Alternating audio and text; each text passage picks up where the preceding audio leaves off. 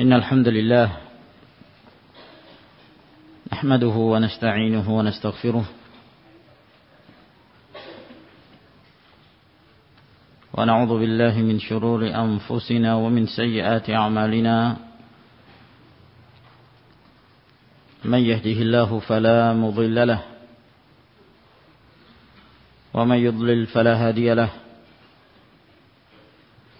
وأشهد أن لا إله إلا الله وحده لا شريك له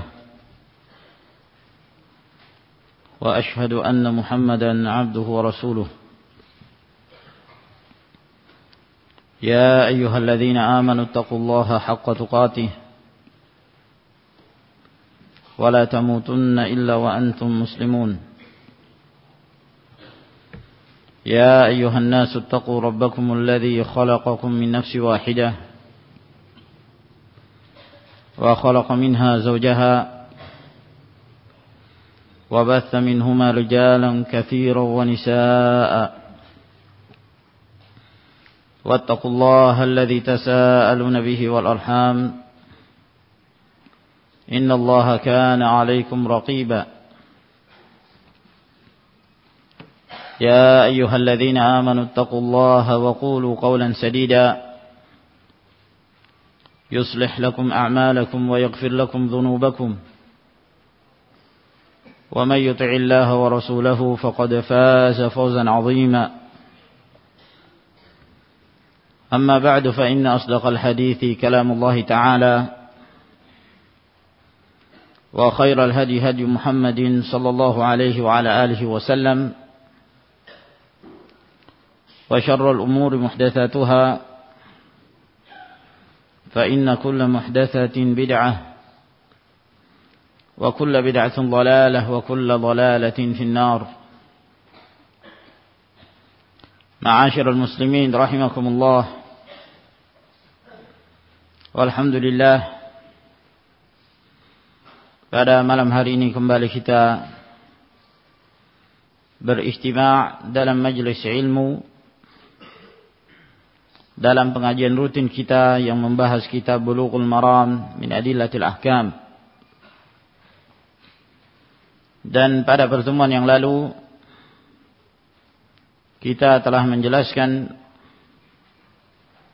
hadis Mu'adz bin Jabal radhiyallahu taala anhu tentang anjuran dari Nabi sallallahu alaihi wasallam untuk mengucapkan kalimat-kalimat yang dianjurkan untuk diucapkan pada penghujung setiap salat. Allahumma a'inni ala dzikrika wa syukrika wa husni ibadatik.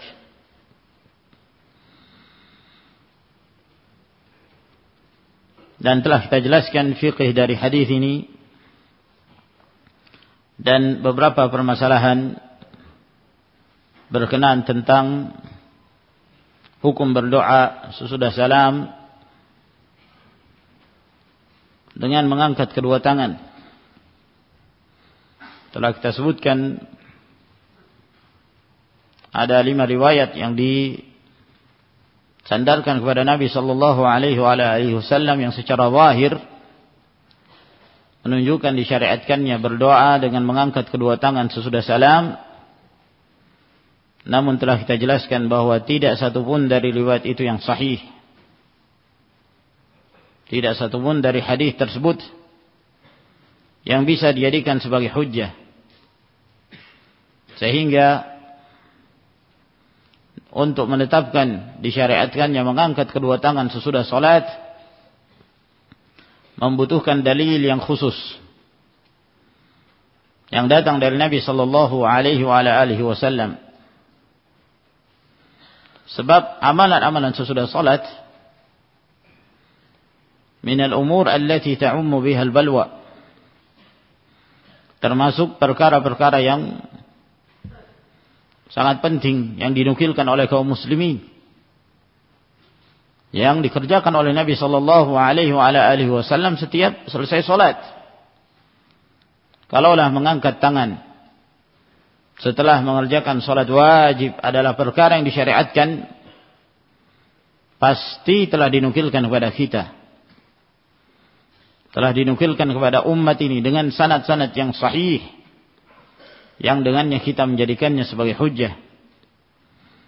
Namun tatkala tidak ada penukilan yang sahih yang sampai kepada umat ini, maka yang zahir wallahu ta'ala alam bahwa doa-doa tersebut diucapkan sebelum salam.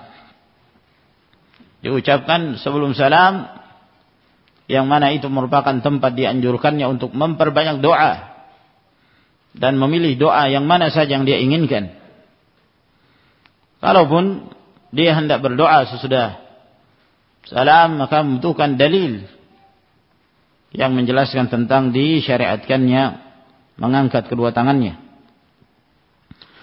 Ma'asyiral muslimin rahimakumullah, kita melanjutkan kembali ke hadis yang berikutnya. Berkata Al-Hafidh Abul Fadl Ahmad bin Ali bin Hajar Al-Asqalani rahimahullahu ta'ala, wa an Abi Umamah radhiyallahu ta'ala anhu qala qala Rasulullah sallallahu alaihi wa alihi wasallam. Dan dari Abu Umamah radhiyallahu ta'ala anhu, beliau berkata, telah bersabda Rasulullah sallallahu alaihi wa alihi wasallam, man qara'a ayatal kursi, barang siapa yang membaca ayatul kursi, yaitu ayat kursi yang ma'ruf, yang terdapat di dalam suratul Baqarah, Allahu la ilaha illa huwal hayyul qayyum la ta'khudhuhu sinatun wa la naum, ila akhiril ayat, sampai akhir ayat. Hanya satu ayat itu yang disebut dengan ayatul kursi. Adapun yang setelahnya la ikraha fid din, maka ayat tersebut sudah tidak termasuk dari ayatul kursi. Jadi ayatul kursi hanya satu ayat saja yang disebutkan dalam suratul Baqarah, yang sebelumnya dan sesudahnya bukan dari ayatul kursi. Dan disebut ayatul kursi disebabkan karena di dalam ayat tersebut terdapat penyebutan kursi. Wasi'a kursiyuhu as-samawati wal ard. Barang siapa yang membaca ayat al-kursi dubura kulli salatin maktubah, pada penghujung setiap salat yang wajib, lam yamna'hu min dukhulil jannati illa al-maut, maka tidak ada yang mencegah dia untuk masuk ke dalam surga kecuali al-maut, kematian. Rawahu an-Nasa'i wa sahhahahu Ibnu Hibban. Diriwayatkan oleh An-Nasa'i dan disahihkan oleh Ibnu Hibban. Wa zada fihi At-Tabarani, dan ditambah dalam riwayat At-Tabarani, qul huwallahu ahad. Qul huwallahu ahad. yakni barang siapa yang membaca ayatul kursi dan qul huwallahu ahad pada penghujung setiap salat yang wajib, maka tidak ada yang mencegah dia dari masuk ke dalam surga kecuali kematian. Yani maksudnya dia belum masuk surga karena dia belum mati. Nah, maka setelah dia mati, maka itu adalah merupakan tanda-tanda yang dapat menyebabkan masuknya seorang muslim ke dalam al-jannah. Demikian yang disebutkan oleh Al-Hafidh rahimahullahu ta'ala di dalam kitab Bulughul Maram ini. Di dalam penjelasan hadis ini ada beberapa hal yang perlu kita jelaskan. Yang pertama tentang kedudukan hadis ini dari sisi kekuatan sanadnya, kekuatan riwayatnya. Sebab hadis ini termasuk di antara hadis yang diperselisihkan di kalangan para ulama. apakah hadis ini bisa dijadikan sebagai hujjah dan bisa diamalkan atau tidak. Ada sebagian dari kalangan para ulama, mereka menjelaskan bahwa hadis-hadis yang menjelaskan tentang anjuran untuk membaca ayatul kursi pada penghujung setiap salat yang wajib adalah hadis-hadis yang lemah yang tidak bisa dijadikan sebagai hujjah. Sehingga mereka yang berpendapat demikian, mereka tidak menganjurkan untuk membaca ayatul kursi pada penghujung setiap salat. Dan yang zahir bahwa ini adalah pendapat yang dikuatkan oleh Syekhul Islam Ibn Taimiyah rahimahullahu taala, sebagaimana yang zahir dalam fatwa-fatwa beliau rahmatullahi alaih. Dan tentunya untuk menetapkan apakah ayat kursi merupakan wirid yang dianjurkan untuk dibaca pada setiap penghujung salat yang wajib atau tidak, dikembalikan kepada kedudukan hadis ini. Apakah hadis ini bisa dijadikan sebagai hujjah atau tidak? Hadis ini ma'asyiral muslimin rahimakumullah, sebagaimana yang disebutkan di sini, diriwayatkan oleh An-Nasa'i, Ibn Hibban dan beberapa jalur yang lainnya, di mana hadis ini datangnya dari jalan Al-Husain bin Bishr At-Tarasusi, yang meriwayatkan hadis ini dari Muhammad bin Himyar, dari Muhammad bin Ziyad Al-Alhani, dari Abu Umamah. Al-Husain bin Bishr At-Tarasusi meriwayatkan hadis ini dari Muhammad bin Himyar, dari Muhammad bin Ziyad Al-Alhani, dari Abu Umamah. Dan yang zahir dari sanad hadis ini adalah hadis hasan, hadis yang dihasankan, sanadnya hukumnya hasan. Oleh karena itu jadikan hujjah oleh para ulama dan dikuatkan pula oleh Syekh Al-Albani rahimahullahu taala dalam silsilah al-ahadits as-sahihah. Naam. Dan hadis ini datang dari beberapa jalur. Datang dari hadis Ali bin Abi Thalib, juga datang dari riwayat yang lainnya. Namun yang paling kuat dari jalur riwayat yang menjelaskan tentang anjuran membaca ayatul kursi, itu datangnya dari sahabat Abu Umamah, sebagaimana yang disebutkan oleh Al-Hafidh Ibn Hajar rahimahullahu taala, yang zahir bahwa sanadnya hasan, sehingga insyaallah taala bisa diamalkan, bisa dijadikan sebagai hujjah.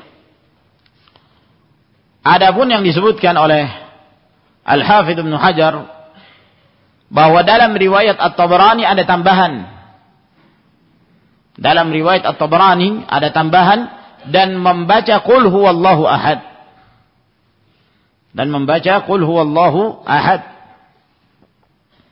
Namun tambahan ini adalah tambahan yang mungkar, tidak sahih. Sebab yang menambah lafaz ini itu berasal dari jalan dan jalur yang sangat lemah sekali. Seorang perawi yang bernama Muhammad bin Ibrahim yang meriwayatkan hadis ini dari Muhammad bin Himyar. Sementara Muhammad bin Ibrahim ini adalah perawi yang sangat lemah. Perawi yang sangat lemah sekali. Lalu ditambah itu bertentangan dengan riwayat-riwayat yang lebih kuat kedudukan mereka dalam ilmu hadis, dalam menjaga hadis, seperti Husain bin Bishr. Sehingga tambahan qul huwallahu ahad dalam riwayat ini adalah tambahan yang mungkar. Tambahan yang mungkar, yang sangat lemah. Yang sahih yang menjelaskan tentang keutamaan ini hanya menjelaskan tentang keutamaan ayatul kursi. Ini ma'asyiral muslimin rahimakumullah, berkenaan tentang kedudukan hadis ini, bahwa yang bisa dijadikan sebagai hujjah yang sanadnya hasan adalah keutamaan membaca ayatul kursi pada penghujung setiap salat wajib. Adapun tambahan qul huwallahu ahad dalam riwayat tersebut adalah tambahan yang munkarah, sehingga tidak bisa dijadikan sebagai hujjah. Adapun yang disebutkan dalam riwayat ini bahwa yang meriwayatkannya adalah Abu Umamah. Abu Umamah yang dimaksud di sini adalah salah seorang sahabat yang bernama Iyas bin Tha'labah Al-Ansari Al-Harithi dari suku Al-Khazraj, dari kalangan Ansar, dari penduduk Madinah radhiyallahu ta'ala anhu. Beliau adalah salah seorang sahabat yang masyhur, yang mulia. Hanya saja beliau tidak sempat mengikuti perang Badar disebabkan karena beliau memiliki udzur, dan diberikan udzur oleh Nabi sallallahu alaihi wasallam. Beliau tidak bisa keluar disebabkan karena ibunya yang pada waktu itu dalam keadaan sakit, sehingga dia menjaga ibunya. Naam. Ini yang dimaksud Abu Umamah. Ada Abu Umamah yang lain dari kalangan para sahabat yang dinisbahkan kepada Bahil, Al-Bahili. Abu Umamah Al-Bahili. Adapun penyebutan Abu Umamah apabila disebutkan penisbahannya Al-Bahili, maka itu sahabat yang lain, yang beliau bernama Sudai bin Ijlan radhiyallahu ta'ala anhu, dan beliau bukan yang meriwayatkan hadis ini. Oleh karena itu As-San'ani rahimahullahu ta'ala, beliau menyebutkan kaidah berkenaan tentang nama Abu Umamah dari kalangan para sahabat, bahwa apabila disebutkan dalam riwayat itu Abu Umamah tanpa menyebutkan nisbahnya, tanpa dinisbahkan, penisbahannya kemana, disebutkan secara mutlak Abu Umamah, maka yang dimaksud adalah Iyas bin Tha'labah. Iyas bin Tha'labah radhiyallahu ta'ala anhu. Nah, sebab biasanya kalau yang dimaksud adalah Sudai bin Ijlan, biasanya diikat dengan penisbahan Abu Umamah Al-Bahili. Nah, apabila disebutkan penisbahan tersebut, maka Abu Umamah yang dimaksud adalah Sudai bin Ijlan. Namun kalau hanya disebutkan Abu Umamah seperti yang disebutkan dalam riwayat ini, an Abi Umamah, tidak ada penisbahan, maka yang zahir yang dimaksud adalah Iyas bin Tha'labah Al-Ansari radhiyallahu ta'ala anhu.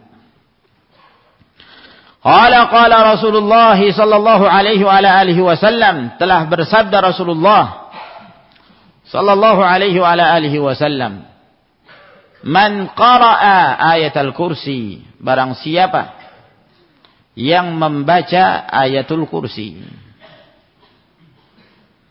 pada penghujung setiap salat yang wajib. Ayatul kursi adalah merupakan ayat yang paling agung yang terdapat di dalam Al-Quranul Karim. Ayat yang paling agung. Berbeda dengan surah. Kalau surah yang paling agung di dalam Al-Quranul Karim adalah suratul Fatihah, sebagaimana yang disebutkan oleh Nabi sallallahu alaihi wasallam dalam riwayat Al-Imam Al-Bukhari. Adapun ayat yang paling agung yang terdapat di dalam Al-Quranul Karim adalah ayatul kursi. Hal ini berdasarkan hadis yang diriwayatkan oleh Imam Muslim dari Ubay bin Ka'ab radhiyallahu taala anhu. Suatu ketika Rasulullah sallallahu alaihi wa alihi wasallam mengatakan kepada Ubay, "Ya Abal Munzir, atadri ayya ayatin min kitabillahi a'zam?" Wahai Abul Munzir, apakah engkau mengetahui ayat yang manakah yang terdapat di dalam kitab Allah Subhanahu wa taala yang paling agung, yang paling mulia? Jawaban yang pertama ketika Ubay bin Ka'ab ditanya dengan pertanyaan tersebut, kata beliau, Allahu wa rasuluhu a'lam. Allah dan Rasulnya yang lebih mengetahui. Beliau tidak ingin menjawab.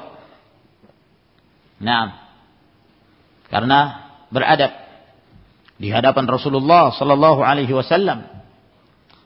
Nah, maka beliau mengatakan Allah dan Rasulnya yang lebih mengetahui. Beradab beliau. Namun ketika beliau menjawab dengan jawaban tersebut, Rasulullah sallallahu alaihi wasallam kembali mengulangi pertanyaan itu. Ya Abal Munzir, atadri ayya ayatin min kitabillahi jalla wa ala ma'aka a'zam? Tahukah kamu ayat apa yang terdapat dalam kitab Allah yang paling agung? Sehingga Ubay bin Ka'ab, Abul Munzir kunyah beliau, ya, menganggap bahwa Rasulullah sallallahu alaihi wasallam menginginkan agar beliau yang menjawabnya. Nah, yang tadinya beliau mengatakan Allahu wa rasuluhu a'lam,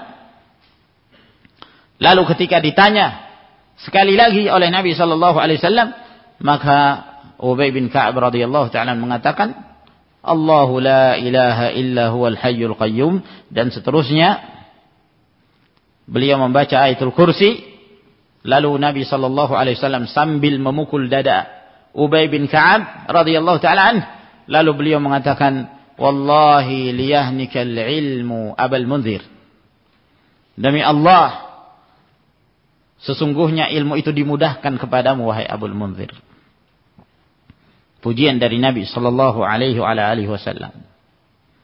Maka perhatikan di dalam hadis ini, ketika Rasulullah sallallahu alaihi wasallam bertanya kepada Ubay bin Ka'ab, ayat apakah yang paling agung yang terdapat di dalam Al-Qur'an Karim? Lalu dijawab oleh Abul Munzir, Ubay bin Ka'ab radhiyallahu ta'ala, Allahu la ilaha illa huwal hayyul qayyum, yakni ayat al-kursi.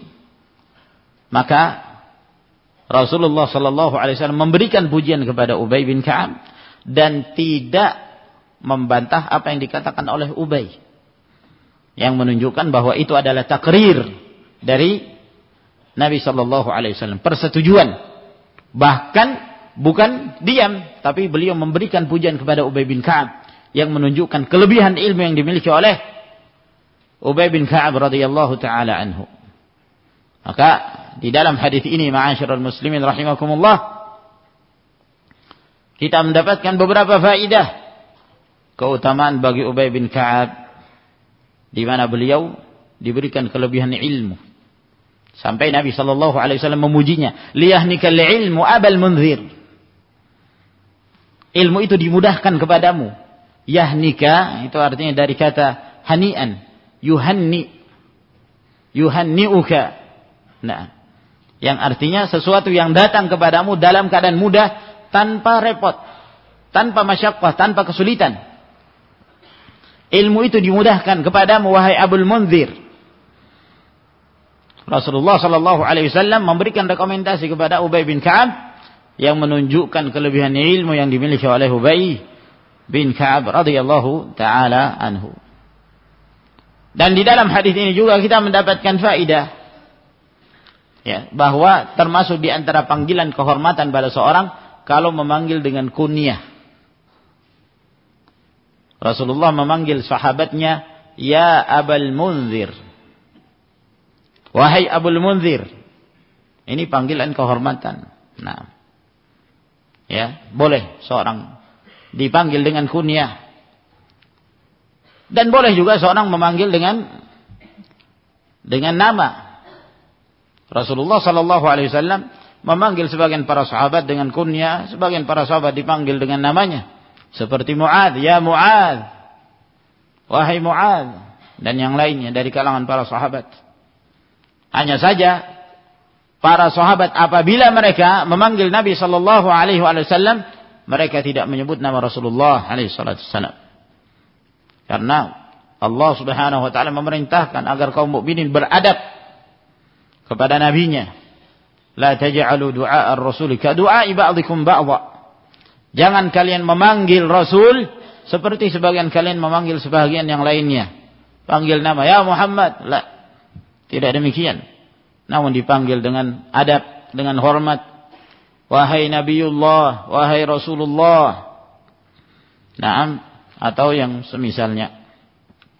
Dan di dalam hadis ini juga kita mendapatkan faedah bolehnya ya kita mengatakan ayat ini lebih afdal dari ayat yang ini. Boleh kita melebihkan satu ayat dibandingkan ayat yang lain. Mengutamakan satu surah dibandingkan surah yang lain. Sebagaimana yang telah kita sebutkan bahwa ayat yang paling agung di dalam Al-Quran adalah Ayatul Kursi. Surah yang paling agung yang terdapat dalam Al-Quran adalah Suratul Fatihah. Menunjukkan bahwa ya, ayat ada yang lebih daripada yang lainnya. Namun bukan berarti itu merendahkan kedudukan ayat-ayat yang lain. Nah, semuanya datang dari Allah Subhanahu wa taala, semuanya kalamullah dan firman Allah Subhanahu wa taala, tidak ada yang kurang. Firman Allah tabaraka wa taala tidak ada yang memiliki aib, kekeliruan, kekurangan dan yang semisalnya. Sebagian para ulama menjelaskan bahwa peninjauan ini lebih utama daripada ayat yang lain, ditinjau dari pahala. Ditinjau dari pahala. yakni apabila seorang membaca ayat-ayat tertentu pahalanya lebih besar dibandingkan kalau membaca ayat-ayat yang lainnya. Nah, sehingga keutamaannya dari sisi tersebut. Alhasil dari hadis Ubay bin Ka'ab radhiyallahu taala an menjelaskan kepada kita bahwa Ayatul Kursi merupakan ayat yang paling agung yang terdapat di dalam kitabullah tabaraka wa taala. Oleh karena itu Rasulullah sallallahu alaihi wasallam menganjurkan kepada kita untuk membaca Ayatul Kursi dalam beberapa keadaan. Nah, termasuk yang disebutkan di sini adalah membacanya pada penghujung setiap salat yang wajib. Di dalam hadis yang lain juga dianjurkan untuk membaca Ayatul Kursi sebelum tidur.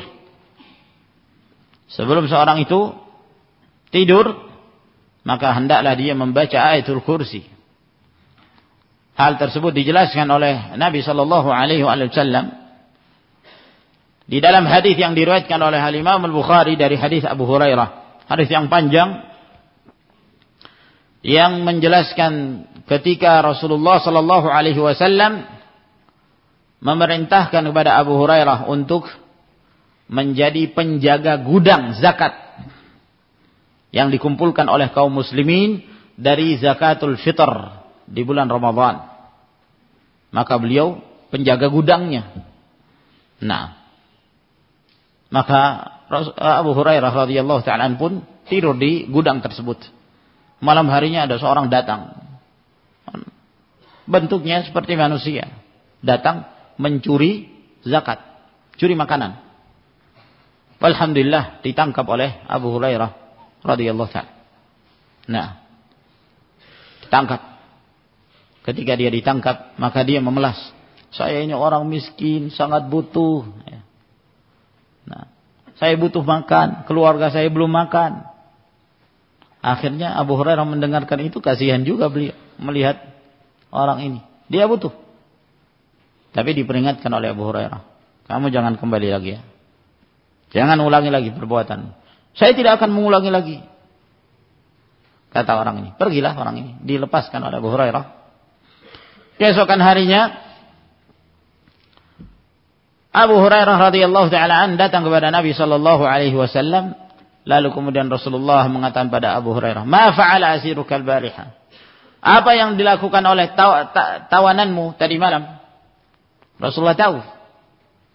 Nah, maka Abu Hurairah pun menjelaskan, dia datang karena dia miskin, akhirnya dia mencuri dan seterusnya. Kata Nabi sallallahu alaihi wasallam, "Kadzabak. Say'ud. Dia telah berdusta kepadamu. Wallahi dia akan kembali lagi." Nah, mendengarkan itu ya yakin Abu Hurairah pasti kembali lagi nih orang nih. Maka ditunggu oleh Abu Hurairah, benar datang lagi. Tangkap lagi oleh Abu Hurairah radhiyallahu ta'ala. Lagi-lagi dia memelas.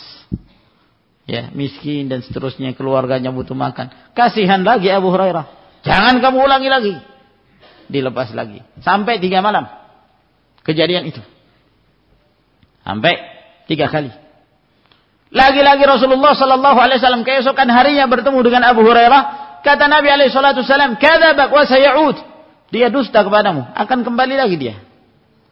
Dan subhanallah, kembali lagi. Kali yang ketiga. Akhirnya enggak mau dilepas sudah oleh Abu Hurairah. Saya akan bawa kamu kepada Rasulullah sallallahu alaihi wasallam keesokan harinya. Nah, ketakutan ini orang. Akhirnya dia mengatakan, saya ingin mengajarkan kepadamu beberapa kalimat yang apabila engkau membaca kalimat ini, saya tidak akan bisa datang lagi kepadamu.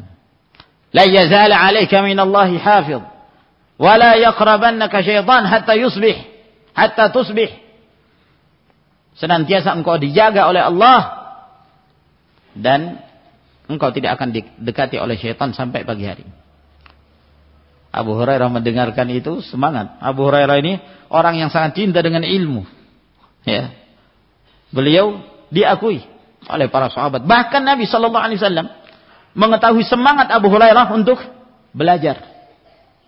Sehingga mendengarkan itu ada satu amalan semangat ini orang. Abu Hurairah radhiyallahu ta'ala. Akhirnya Abu Hurairah mengatakan, ya sudah kalau begitu. Sampaikan. Maka orang ini pun menyampaikan pada Abu Hurairah, "Idza awaita ila firashik," apabila engkau sudah berbaring di atas pembaringanmu, faqra ayatul kursi. Bacalah ayatul kursi. Lalu kemudian beliau pun menjelaskan ayatul kursi. Allahu la ilaha illa huwal hayyul qayyum hatta takhtimal ayat, sampai engkau membaca sampai akhir ayat. Apabila engkau membaca ini, maka Allah senantiasa memelihara engkau, menjaga engkau, dan engkau tidak akan didekati oleh syaitan hingga pagi hari. Dilepaslah oleh Abu Hurairah, dan Abu Hurairah pun mendapatkan ilmu ini. Tapi beliau belum yakin. Ya. Tentunya ilmu ini harus dihadapkan kepada yang memiliki ilmu, yang menghalalkan, yang mengharamkan, yang menetapkan syariah, yaitu Rasulullah sallallahu alaihi wasallam. Nah, akhirnya keesokan harinya Abu Hurairah datang kepada Nabi sallallahu alaihi wasallam, dan beliau pun menceritakan apa yang dikatakan oleh orang ini. Lalu kata Nabi sallallahu alaihi wasallam, "Shadaqaka wa huwa kadzub." Orang itu telah berkata benar kepadamu ketika dia mengajarkan padamu amalan ini, padahal orang itu pendusta besar. Kadzub. Kadzub itu bukan dusta biasa, pendusta kelas kakap. Nah, apakah kamu tahu siapa yang datang kepadamu itu? Kata Abu Hurairah, enggak tahu saya. Itu adalah syaitan. Jadi syaitan yang mengajarkan kepada Abu Hurairah. Nah, lalu dibenarkan oleh Rasulullah sallallahu alaihi wasallam. Namun di sini peringatan, jangan sampai ada yang menjadikan hadis ini sebagai dalil bolehnya menuntut ilmu dari syaitan. Nah, Abu Hurairah saja belajar dari syaitan.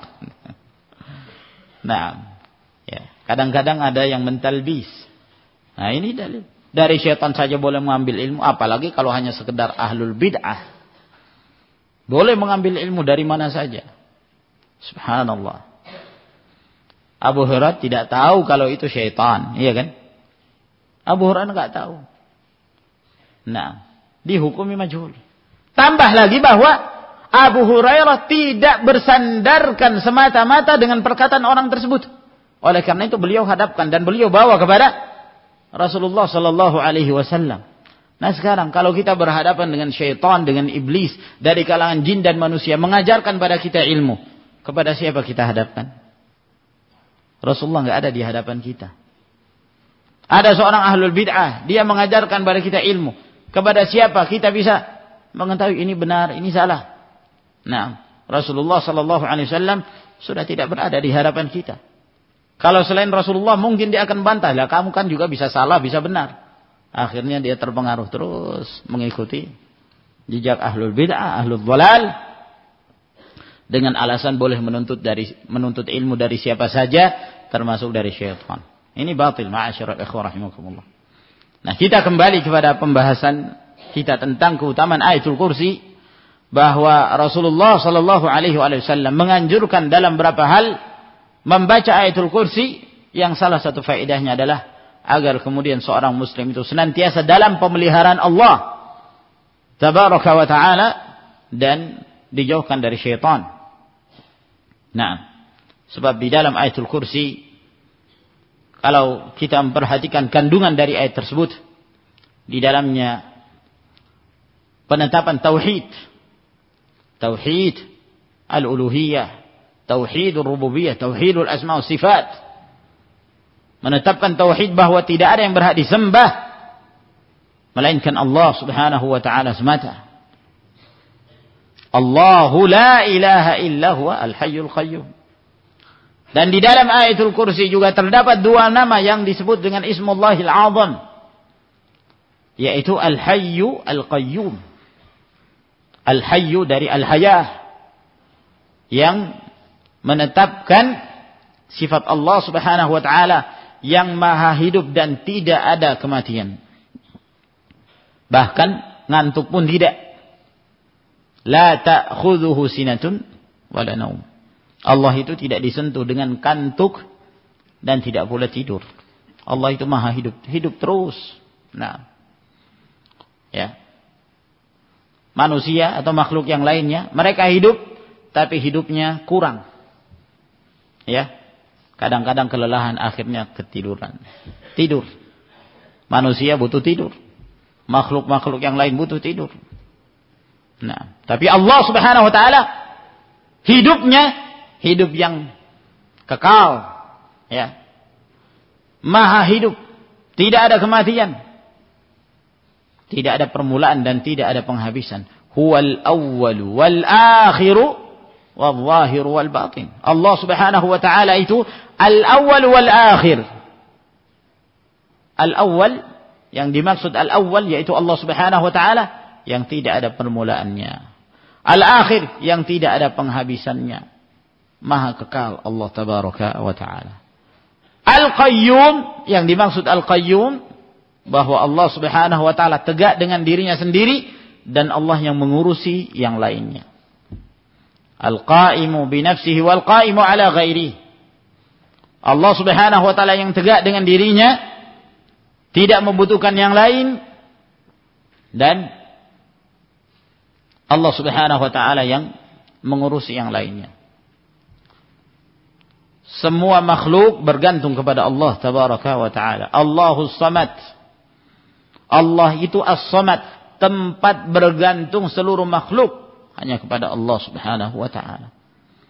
Nah, siapapun dari kita ini butuh pertolongan dari Allah.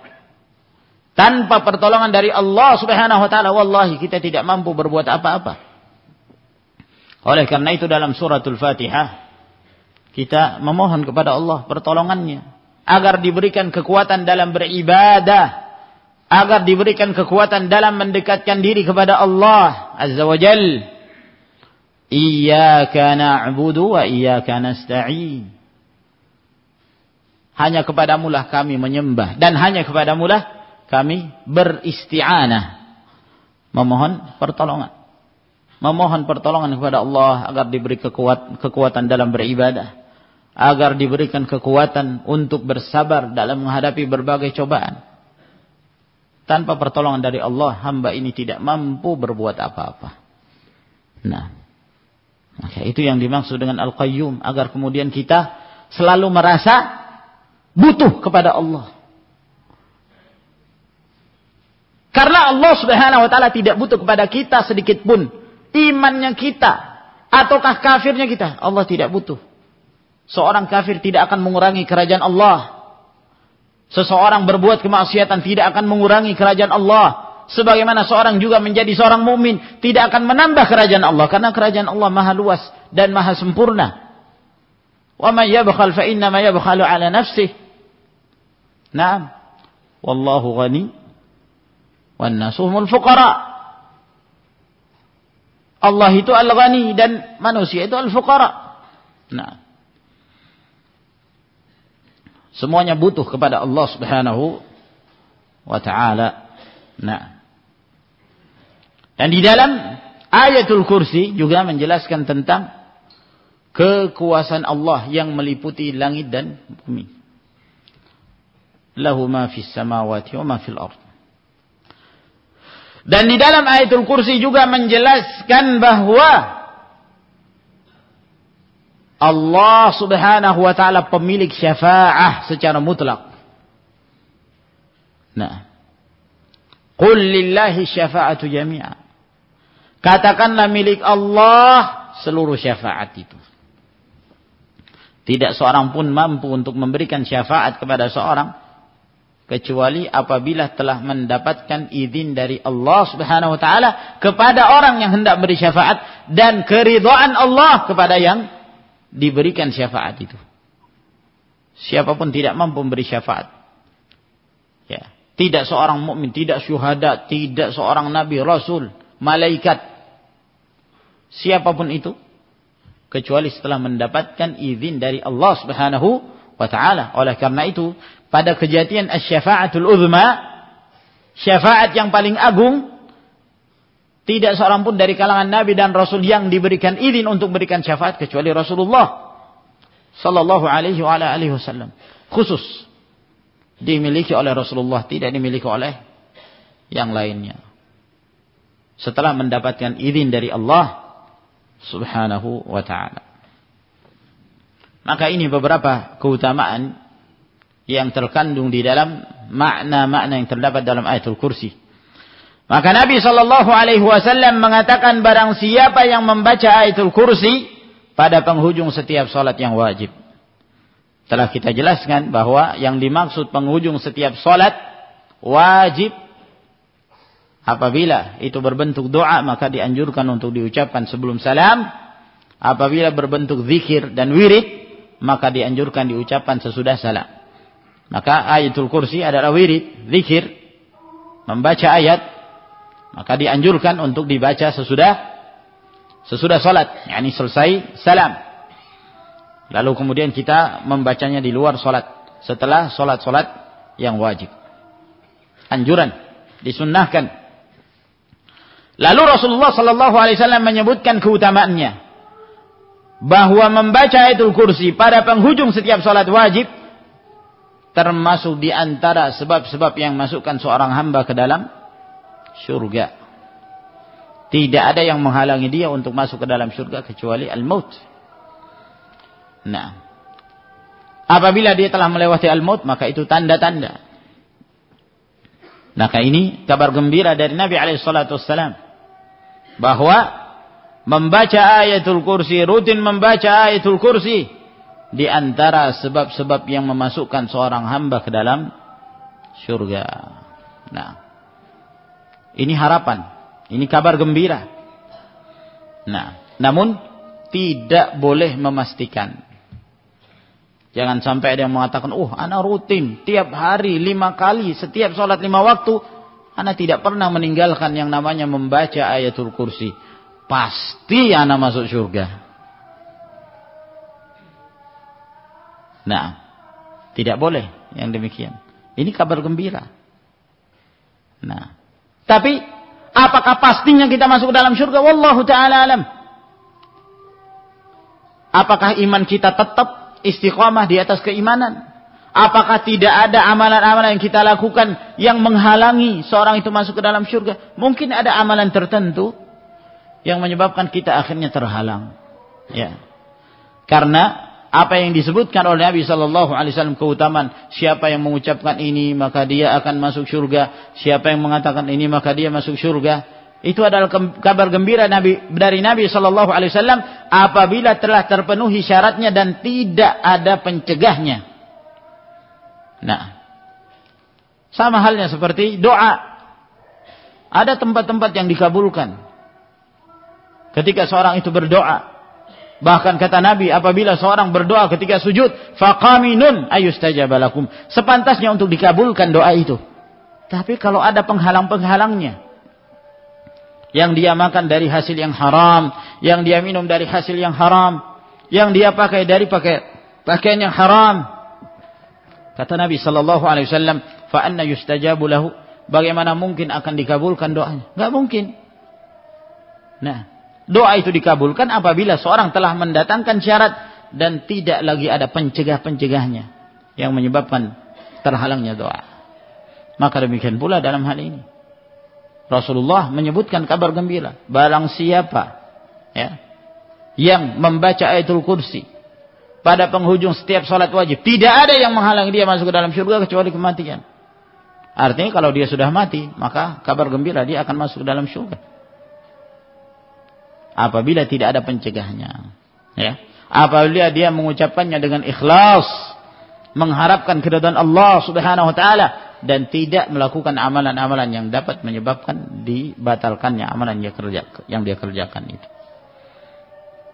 Nah, Nabi sallallahu alaihi wasallam mengatakan, "Man kana akhiru kalamihi la ilaha illallah dakhala al-jannah." Barang siapa yang akhir ucapannya la ilaha illallah, maka dia masuk ke dalam surga. Pasti belum tentu. Itu kabar gembira dari Nabi alaihi salatu wasallam.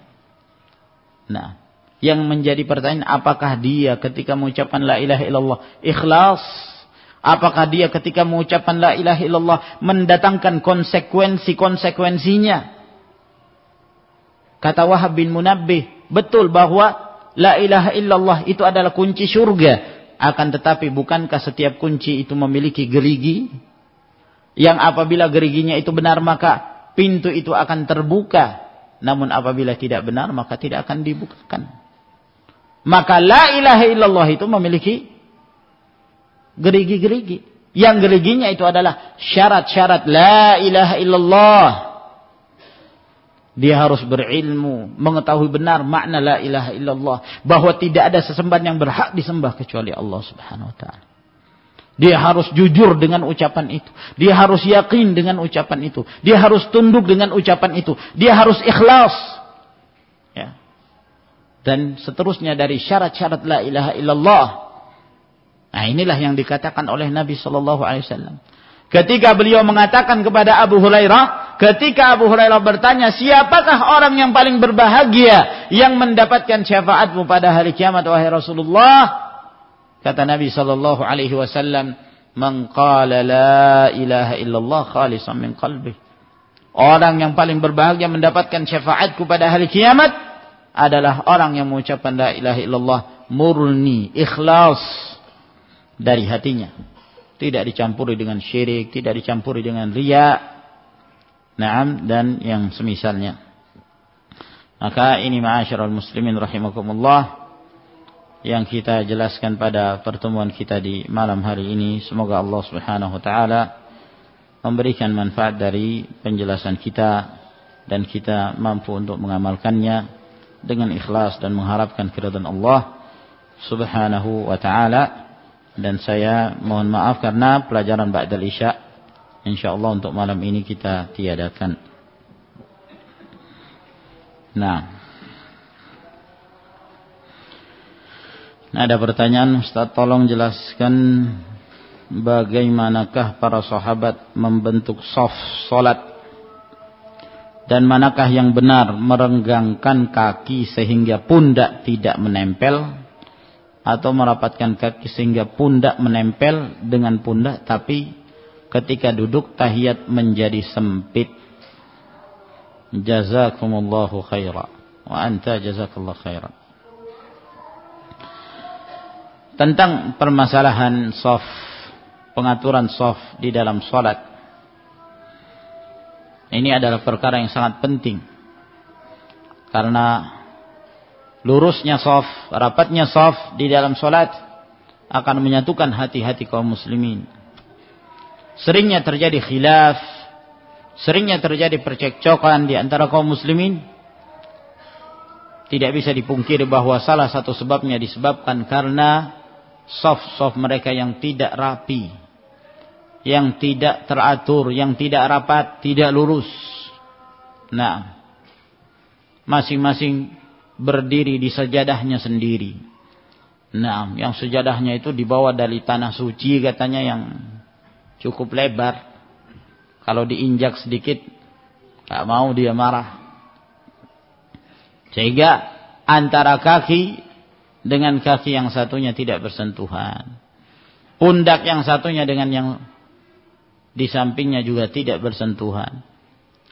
Nah, memberikan jarak lubang. Sementara Nabi SAW menganjurkan untuk menutup lubang-lubang itu. La tada'u furjatan li syaitan. Jangan kamu biarkan ada lowongan untuk syaitan memberikan gangguan terhadap kalian. Nah, lalu bagaimana cara merapatkan shaf itu? Itu telah dijelaskan oleh para sahabat. Ketika Nabi SAW memerintahkan pada para sahabat untuk meluruskan dan merapatkan shafnya, maka Anas bin Malik radhiyallahu taala anhu menjelaskan bagaimana kondisi rapatnya shaf pada waktu itu. Kata beliau, "Fakana ahaduna yulziqu mankibahu bimankibi sahibihi wa rukbatahu bi rukbati sahibihi wa ka'bahu bi ka'bi sahibihi." Dan adalah salah seorang kami ketika merapatkan shaf menempelkan pundaknya di pundak sahabatnya, merapatkan lututnya di lutut sahabatnya, dan merapatkan mata kakinya di mata kaki sahabatnya. Begitulah cara mereka dalam merapatkan shaf. Jadi rapat dari atas ke bawah. Oleh karena itu, ketika seorang berdiri, ya sedang-sedang saja. Jangan terlalu direnggangkan kakinya, karena akan menyebabkan pundak tidak akan rapat. Iya kan? Tidak akan merapat apabila kaki terlalu renggang. Jangan juga terlalu dirapatkan karena pundak yang rapat tapi kakinya tidak saling bersentuhan karena dirapatkan. Tapi yang i'tidal, yang seimbang. Kaki bersentuhan. Sekali lagi dalam merapatkan shaf itu, ya masih banyak kaum muslimin yang tidak memahami. Ya. Bukan hanya menyentuhkan kelingking. Ya. Bukan kelingking yang disentuhkan, tapi ya belakangnya juga. Nah, sampingnya. Kadang-kadang kan ada yang berdiri seperti ini. Yang satunya juga berdirinya seperti itu juga. Akhirnya yang bertemu kelingking sama kelingking. Nah, tidak demikian keadaannya, tapi dirapatkan. Dan tentu masih banyak yang kadang-kadang menyelisih hal yang seperti ini. Nah, ini ma'asyiral ikhwah rahimakumullah. Pundak juga dirapatkan. Ya. Lalu gimana disebutkan di sini? Ya, kesulitan ketika tahiyat. Afattaqullaha mastata'tu. Bertakwa kepada Allah semampu mungkin. Linu fi aidi ikhwanikum, bersikap lembutlah terhadap tangan-tangan saudara-saudara kalian. Jangan karena sempit lalu kelahi di dalam salat. Ya sudah saling mengalah gitu. Di masing-masing dilenturkan itu tangannya. Jangan saling otot-ototan, ya. Nah, karena dia misalnya sering fitness, badannya kekar, akhirnya kanan kirinya disikat semua. Nah, yang biasa, yang lembut, nah, yang di sampingnya juga seperti itu. Nah, ya. Kalau tidak mampu duduk, misalnya pada tahiyat akhir, kesulitan untuk duduk di atas lantai, ya semampunya. Nah, semampunya. Tidak mampu duduk tawarruk, ya sudah duduk iftirash, karena mampunya seperti itu. Nah, kalau ada kesempatan memungkinkan untuk duduk tawarruk, ya duduk tawarruk lah. Karena itu yang dianjurkan.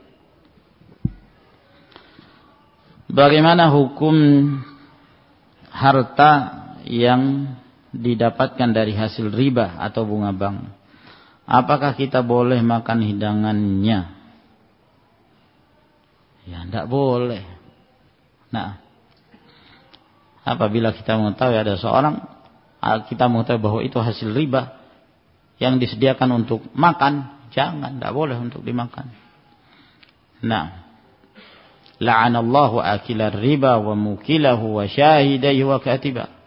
Allah melaknat orang makan hasil riba dan yang menyebabkan orang lain juga memakannya, dua saksinya dan penulisnya, semuanya termasuk sama dalam hukum, dilaknat oleh Allah Subhanahu wa taala.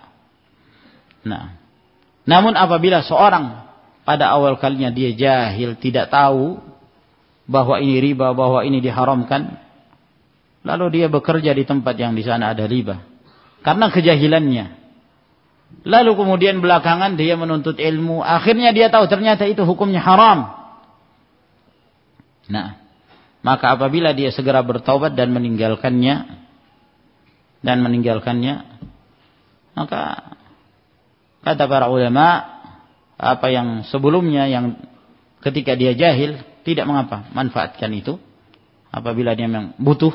Nah, ini fatwa dari Syekh bin Baz dan yang lainnya di Al-Lajnah Daimah.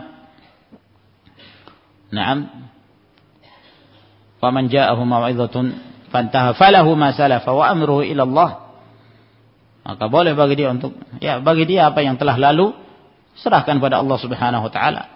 Tapi tidak diperbolehkan bagi dia untuk berlanjut. Nah, kapan dia melanjutkan? Dalam keadaan dia sudah mengetahui hukumnya, maka inilah yang menyebabkan datangnya kemurkaan Allah Subhanahu wa taala. Yamhaqullahu riba wa yurbis shadaqat. Sampai di sini insyaallah taala wa akhiru